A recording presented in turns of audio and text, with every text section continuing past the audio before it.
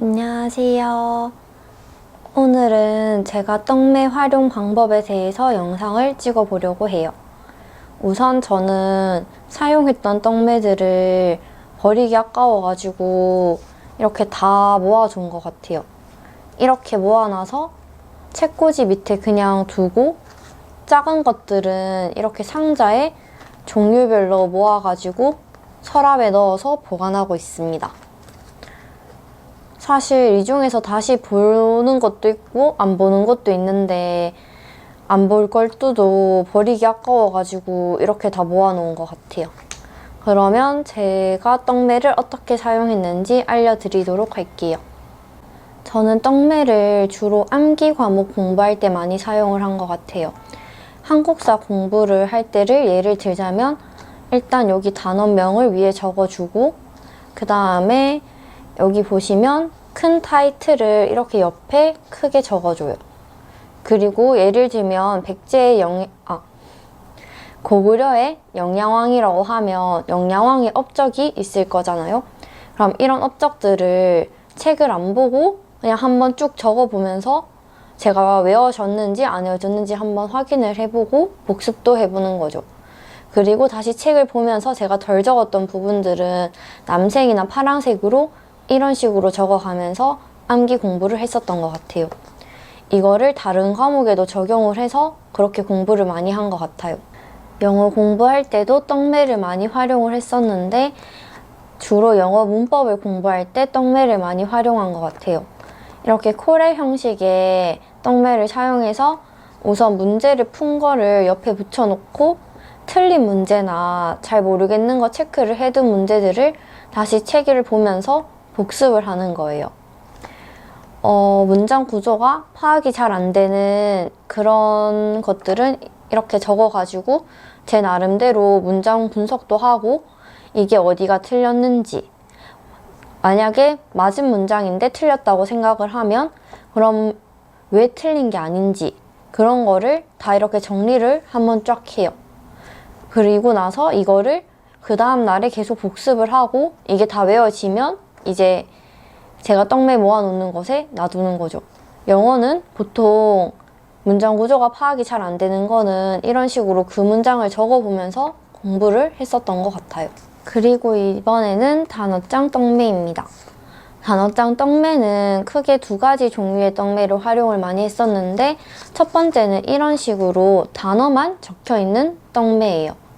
이런 떡매는 주로 단어장에서 단어를 외울 때 저는 보통 전날의 단어를 복습을 하고 오늘의 새로운 단어를 외우는 식으로 복습을 하고 있는데 전날 외운 단어들 중에 계속 틀리는 것들을 먼저 여기 앞에 적어주고 그 다음에 오늘 외웠던 것 중에서 계속 틀리는 단어들을 밑에 쭉 적어주고 그 밑에는 이제 하프 모의고사나 영어 문제를 풀면서 모르는 단어들이 있었던 거를 정리를 해서 오늘의 하루 동안 외워야 될 단어를 이런 식으로 정리를 해요. 처음에 단어를 외울 때 이렇게 정리를 해놓고 밥 먹을 때나 틈틈이 짬짬이 날 때마다 이걸 보면서 단어를 외우곤 해요. 그리고 다음 날에 다시 이 떡매를 활용을 해서 단어를 한 번 더 외우고 그러고 나서 그 다음 날에 외울 단어로 넘어가면서 단어 공부를 했었던 것 같아요. 그리고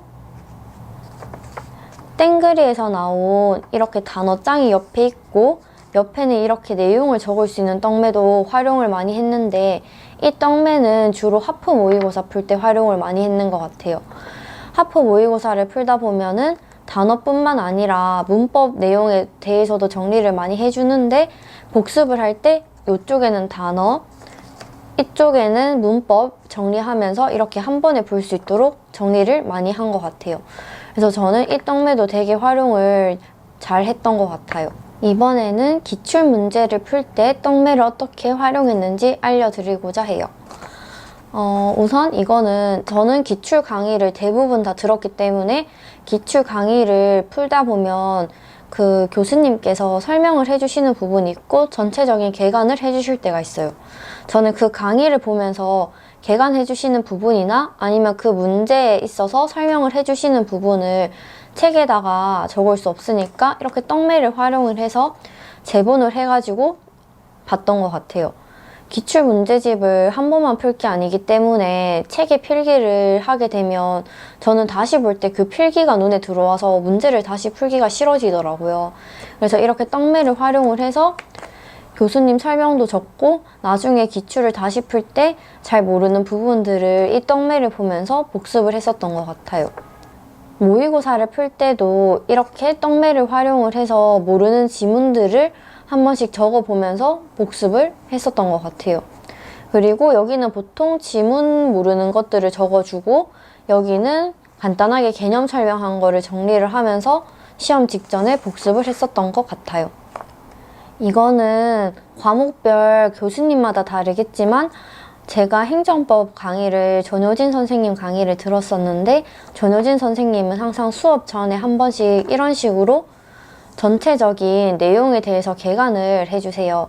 그러면 이런 개관을 처음에 강의 들으면서 빠르게 적고 그 다음에 그 빠르게 적은 걸 보면서 책 내용도 같이 참고를 해서 저 나름대로 이런 식으로 정리를 해주는데 떡매를 사용을 많이 한 것 같아요.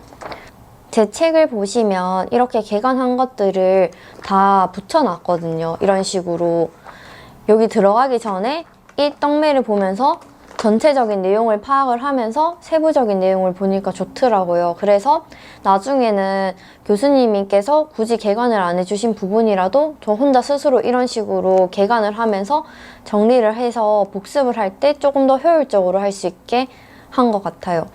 시험 직전에는 이렇게 개관한 것들이 책에 보면 좀 많이 붙여져 있는데 이런 식으로